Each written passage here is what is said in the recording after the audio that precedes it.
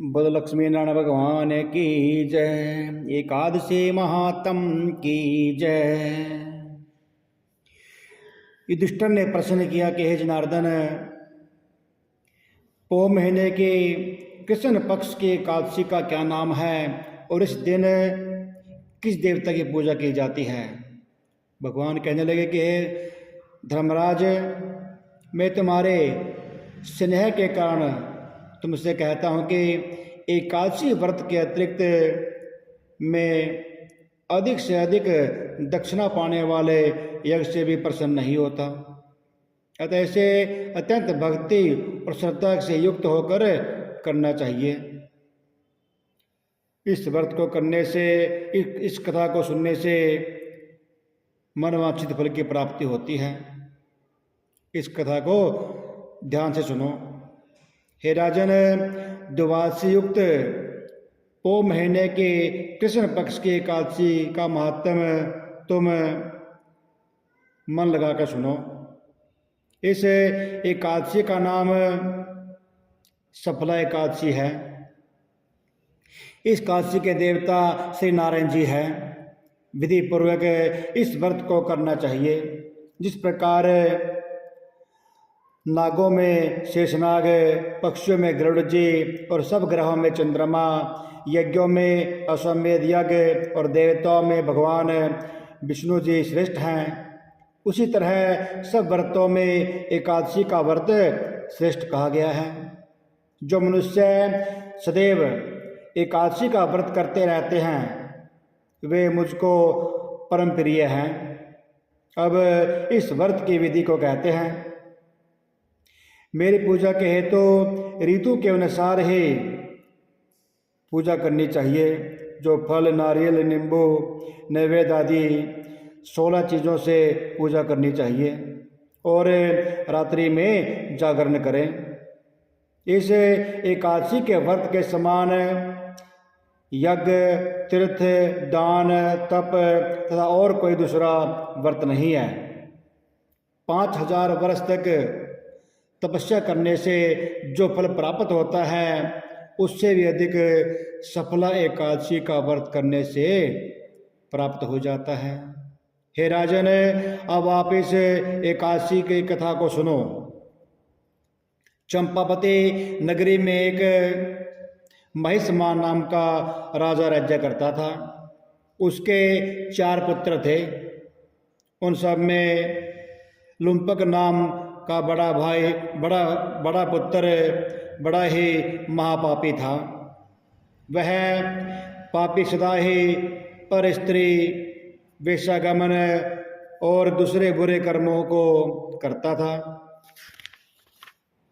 और सदैव ही देवता, ब्राह्मण और वैष्णवों की निंदा किया करता था। जब राजा को अपने बड़े पुत्र के ऐसे कुकर्मों का पता चला तो उसने अपने राज्य से निकाल दिया। तब वह विचारने लगा कि अब मैं किधर जाऊं, क्या करूं। अंत में उसने सोचा कि अब चोरी करते हैं। वह दिन में वन में रहता और रात्रि में अपने ही पिता के नगर में चोरी करता था। तब प्रजा को बहुत तंग करने लगा और उन्हें मारने का कर्म भी करने लगा। कुछ समय पश्चात सारी नगरी भयभीत हो गई। वह वन में रहकर पशु आदि को मारकर खा जाता।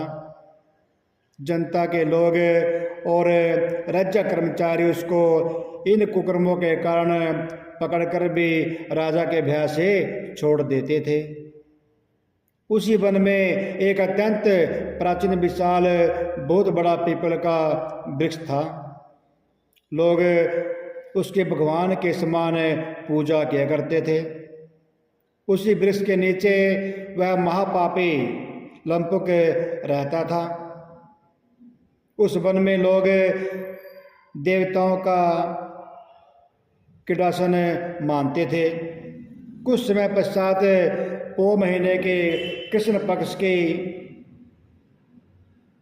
दसवीं के दिन वह वस्त्रहीन होने से शीत के कारण वह सारी रात्रि सो नहीं पाया और उसके हाथ पैर अकड़ गए और वह रात्रि उसने बड़ी कठिनाई से बिताई और सूर्योदय हो जाने से सूर्योदय होने से पहले ही मूर्छित होकर जमीन पर गिर पाया।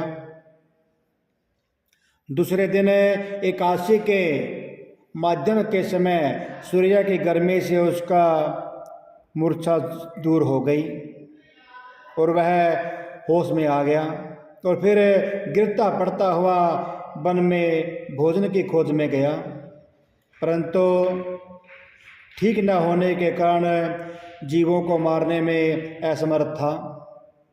इस कारण वृक्ष से गिरे हुए फलों को लेकर वहाँ पीपल के नीचे आ गया और उसने उन फलों को पीपल के वृक्ष के नीचे लाकर रख दिए और हाथ जोड़कर रोकर कहने लगा कि हे भगवान, यह सब फल आपको ही अर्पण है, आप ही इन सब से तृप्त होइए।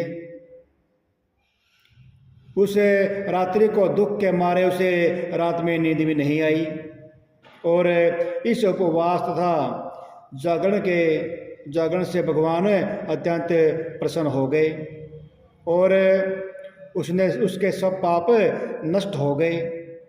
दूसरे दिन प्रत्यह समय एक अति सुंदर घोड़ा अनेक सुंदर वस्तुओं से सजा हुआ उसके सामने आकर खड़ा हो गया और उसी समय आकाशवाणी हुई कि हे राजपुत्र, श्री नारायण जी की कृपा से तेरे सब पाप नष्ट हो गए हैं, अब तुम अपने पिता के पास जाकर रज्जा को प्राप्त करो।